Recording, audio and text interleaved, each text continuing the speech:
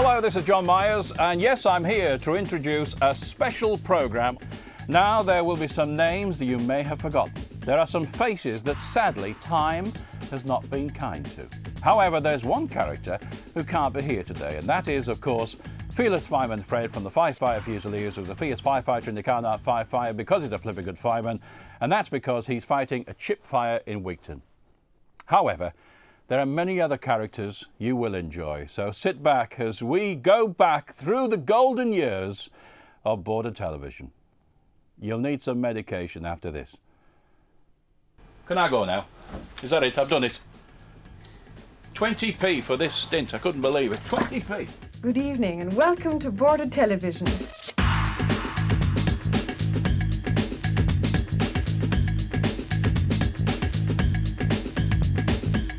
Well, that's how it all started. That was one of Border TV's early broadcasts. And while ITV may be 50, we went on air in 1961. And when you think about it, they must have been fantastically exciting times.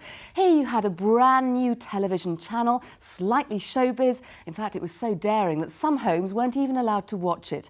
But those that did were witnessing the dawn of a new era in television.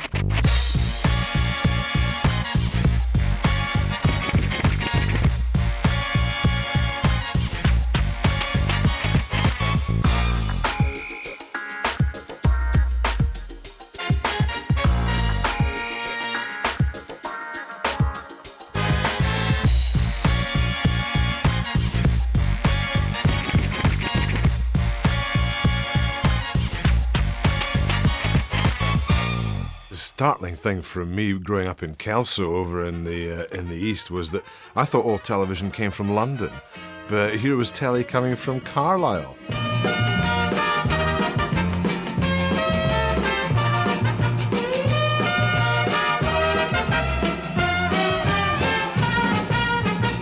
I had doubts really because we were all brought up in the BBC ethos and we thought that that was the only system. And then to discover that some showbiz people were pushing the BBC out of the way, I had a mild sense of shock. The BBC seemed so posh. I mean, it was run by people who just weren't like me at all. I mean, they talked with terribly cut-cloth accents, you know. I'm sorry, we're getting slightly away from the discussion here, but I take your point. The other thing I remember about Border Telly was it was show business. I think the most show-busy thing that I can remember from that early period was Sunday night at the London Palladium. This is the London Palladium.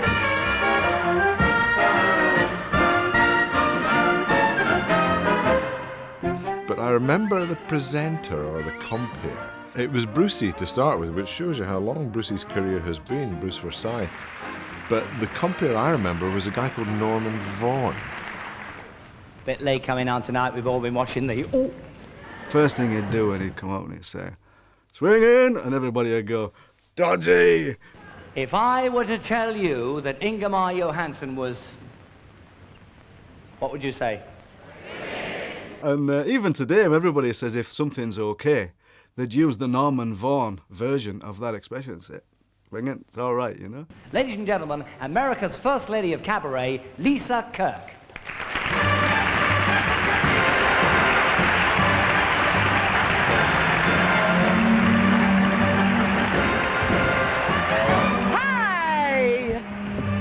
We used to think it was an all right show to watch because there was so much going on we'd never seen. It was like the theatre in your living room.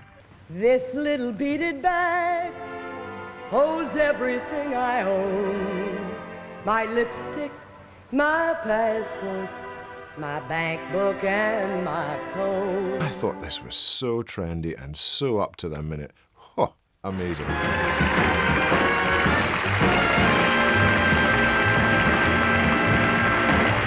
I think the first memory I have of really the proper characters from ITV, and mostly the ones that I could relate to best, was the early versions of Coronation Street. Haven't you never had a flutter on anything, Ina? Indeed I have not. That's funny.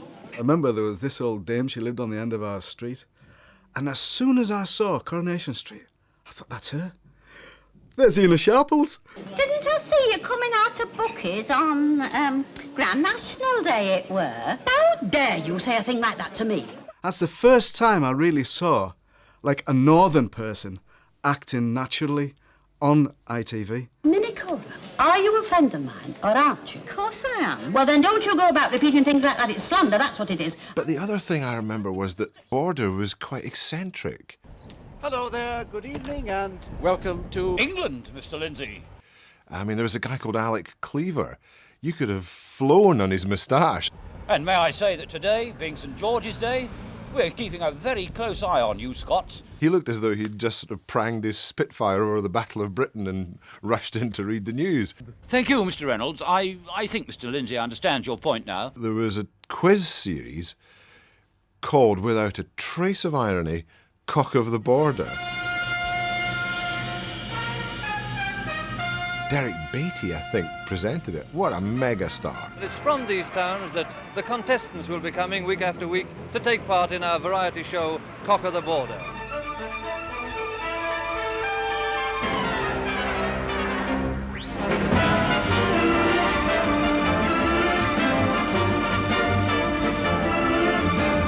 It was essentially a competition between the towns in the borders, both on the English side and the Scottish side.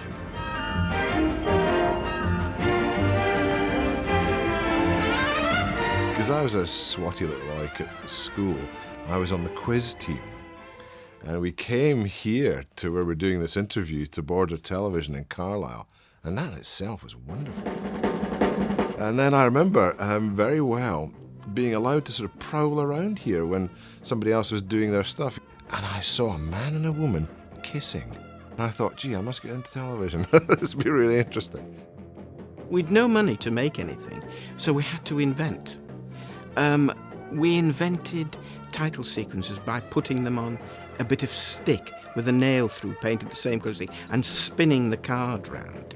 There was a thing that had cost millions to develop called Quantel, which split the screen and took the opening titles directly at you at an angle. We couldn't afford that, so we made one out of a mangle, and we called it Quaint Tell, and it meant the props man completely dressed in black, turning this mangle handle. But you wouldn't have known any difference. So those were the early days. ITV was like a breath of fresh air. And along with this new channel came newfangled ideas, things like adverts. It was all very exciting. But most important of all, viewers could see themselves in this region, as we'll find out in part 2.